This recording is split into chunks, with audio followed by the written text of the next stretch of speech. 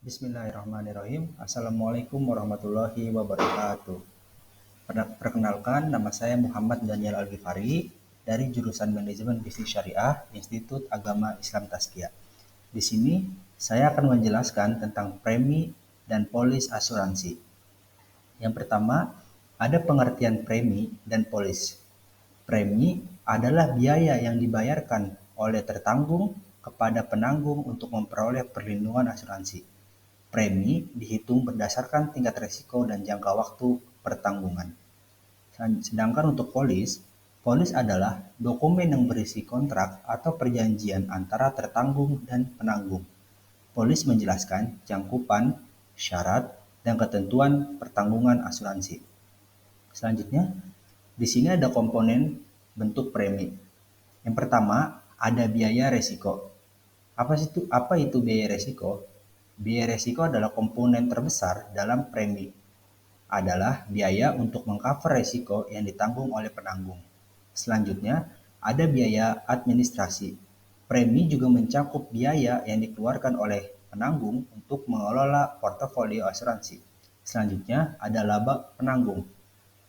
Selain itu, premi juga mengandung margin laba yang menjadi pendapatan bagi penanggung. Selanjutnya, di sini ada premi asuransi konvensional. Jadi, premi itu ditentukan berdasarkan berbagai faktor seperti resiko yang diasuransikan, usia tertanggung, kondisi kesehatan, jenis polis, dan durasi perlindungan. Semakin besar resiko dan nilai perlindungan yang dipilih, maka semakin besar pula premi yang harus dibayarkan. Di sini ada contoh kasus asuransi jiwa. Contoh kasus di sini seperti Rina yang berumur 35 tahun ingin memberikan jaminan finansial bagi keluarganya jika terjadi resiko kematian. Ia memilih asuransi jiwa berjangka 10 tahun dengan uang pertanggungan 500 juta rupiah. Untuk perhitungan preminya, karena usia dan riwayat kesehatan Rina, perusahaan menetapkan premi sebesar 2,5 juta per tahun. Dan untuk hasilnya, jika Rina meninggal dalam masa perlindungan, ahli warisnya akan menerima uang pertanggungan sebesar 500 juta. Untuk selanjutnya, di sini ada kontribusi dalam asuransi syariah. Jadi, dalam asuransi syariah, istilah kontribusi digunakan untuk menggantikan premi konvensional. Kontribusi ini disalurkan ke dana bersama atau tabaruk untuk membantu peserta yang mengalami musibah sesuai prinsip ta'awun, yaitu tolong-menolong. Selanjutnya, pengertian kontribusi dalam asuransi syariah. Jadi, kontribusi di sini dalam konteks asuransi syariah itu adalah dana yang diserahkan oleh peserta ke dalam sebuah dana bersama yang dikelola oleh operator asuransi syariah atau perusahaan asuransi syariah. Dana ini bukan merupakan milik pribadi peserta, tetapi milik bersama seluruh peserta yang digunakan untuk membantu mereka yang mengalami kerugian atau musibah. Untuk tabaruk, kontribusi ini seringkali disebut sebagai dana tabaruk, yang berarti sumbangan atau derma yang diberikan secara ikhlas. Dalam asuransi syariah, peserta memberikan kontribusi ini dengan niat untuk saling membantu sesama peserta yang dibutuhkan. Jadi, dalam asuransi syariah ini, konsep kontribusi ini berada dengan premi pada asuransi konvensional. Kontribusi yang diserahkan oleh peserta asuransi syariah berfungsi sebagai dana kolektif yang dikenal sebagai tabaruk atau dana kebajikan. Dana ini dikumpulkan dan dikelola oleh perusahaan asuransi syariah, namun bukan milik pribadi peserta maupun perusahaan.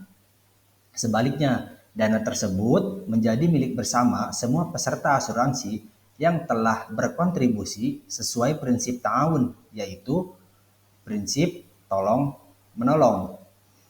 Fungsi utama dana kontribusi ini adalah untuk membantu sesama peserta yang mengalami musibah atau kerugian yang diasuransikan. Misalnya, Misalnya, jika seorang peserta mengalami kecelakaan atau musibah, maka klaim akan dibayarkan dari dana kolektif ini karena dana ini berdasarkan konsep tolong-menolong. Setiap peserta yang masuk dengan niat ikhlas untuk memberikan bantuan kepada sesama yang membutuhkan tanpa mengharapkan keuntungan pribadi. Selain itu, dana yang dikumpulkan dapat diinvestasikan oleh perusahaan dalam instrumen-instrumen keuangan yang sesuai dengan prinsip syariah. Hasil investasi ini akan dikembangkan ke dalam dana tabaru atau dibagi antara perusahaan dan peserta sesuai kesepakatan atau sesuai dengan akadnya. Prinsip ini juga memastikan bahwa dana dikelola dengan transparansi dan keadilan sesuai aturan syariah, serta dengan tanggung jawab penuh dari operator asuransi dan dalam mengelola resiko bagi kepentingan seluruh peserta. Selanjutnya, di sini ada contoh kasus tabaru untuk asuransi kesehatan. Untuk contohnya di sini ada Aisyah membeli asuransi syariah kesehatan dengan kontribusi tahunan 1 juta rupiah. Dari kontribusi ini, 5% dialokasikan ke dalam tabaru untuk membantu peserta lain yang mengalami klaim. Jika Aisyah mengajukan klaim, manfaat akan diberikan dari dana tabaru sesuai ketentuan polis. Selanjutnya, di sini ada konsep dasar polis asuransi. Yang pertama ada pihak-pihak. Polis asuransi itu melibatkan dua pihak utama. Yang pertama, tertanggung atau pihak yang mengalihkan resiko, dan penanggung, yaitu pihak yang menerima pengalihan resiko. Selanjutnya ada hak dan kewajiban. Polis berisi ketentuan tentang hak dan kewajiban masing-masing pihak seperti membayar premi oleh tertanggung dan pembayaran klaim oleh penanggung. Selanjutnya ada objek pertanggungan. Polis juga mengatur tentang objek yang diasuransikan seperti jiwa, harta, benda, atau tanggungan jawaban hukum. Selanjutnya di sini ada contoh kasus klaim polis. Untuk kejadian resiko, ada sebuah toko pemilik roti mengalami kebakaran yang merusak sebagian bangunannya. Untuk pengajuan klaim, pemilik toko segera mengajukan klaim kepada penanggung sesuai ketentuan polis. Untuk proses verifikasinya, penanggung melakukan verifikasi dan mengevaluasi klaim yang diajukan. Untuk pembayaran klaimnya, jika klaim disetujui, penanggung akan membayarkan ganti rugi kepada pemilik toko. Selanjutnya ada ilustrasi penggunaan tabel mortalita. Apa sih tabel mortalita itu? Penggunaan tabel mortalita dalam menentukan premi itu digunakan untuk menghitung besaran premi berdasarkan jumlah peserta usia dan estimasi resiko kematian dalam satu periode tertentu. Di sini ada contoh kasusnya juga, yaitu ada sebuah perusahaan asuransi menetapkan premi dengan asumsi bahwa dari 100 peserta, 10 orang diperkirakan meninggal setiap tahun. Manfaat yang diberikan ke ahli waris adalah 1 juta per orang. Untuk perhitungan premi, kontribusi per peserta ditetapkan 0,1 juta. Jika bunga investasi 10%, kontribusi disesuaikan menjadi 90 per peserta. Hasilnya, ahli waris dari peserta yang meninggal menerima klaim sebesar 1 juta rupiah. Selanjutnya di sini ada proses menjadi peserta asuransi. Proses dimulai dari identifikasi kebutuhan, riset produk, pemilihan produk, pengajuan aplikasi, underwriting, resiko oleh perusahaan asuransi, penilaian resiko oleh perusahaan asuransi, persetujuan, dan pembayaran premi. Untuk langkah pertama, identifikasi kebutuhan. Jadi peserta mempertimbangkan terlebih dahulu asuransi kesehatan untuk melindungi keluarga. Langkah kedua, riset dan perbandingan. Peserta membandingkan produk asuransi dari beberapa perusahaan. Langkah ketiga, pemilihan produk. Peserta pemilihan produk yang menawarkan perlindungan rawat inap dan operasi. Jadi peserta itu memilih produk yang menawarkan perlindungan rawat inap dan operasi.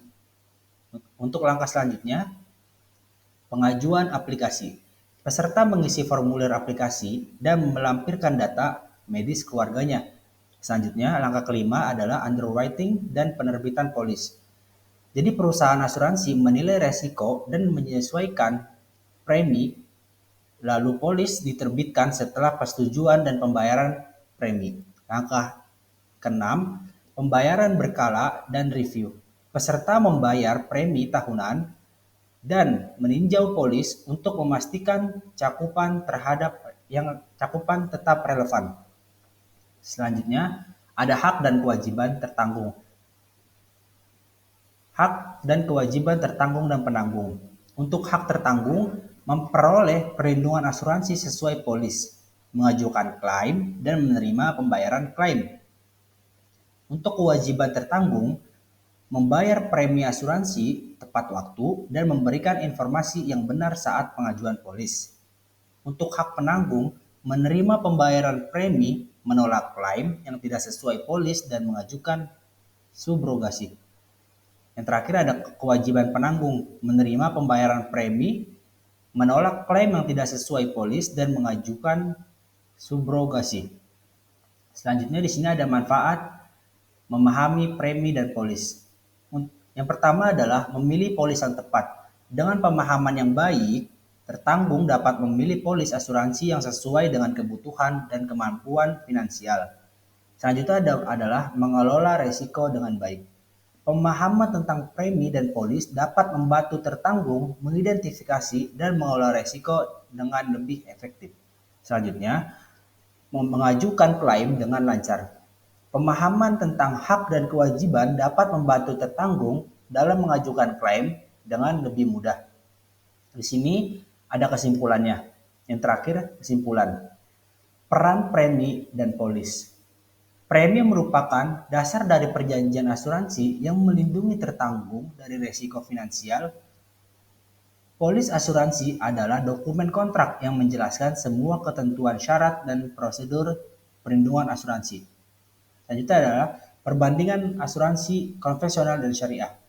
Asuransi konvensional menghitung premi berdasarkan risiko individu, sementara asuransi syariah menggunakan kontribusi yang disalurkan ke dana bersama untuk membantu sesama peserta sesuai prinsip tolong-menolong. Baik, mungkin cukup sampai di sini presentasi yang bisa saya sampaikan.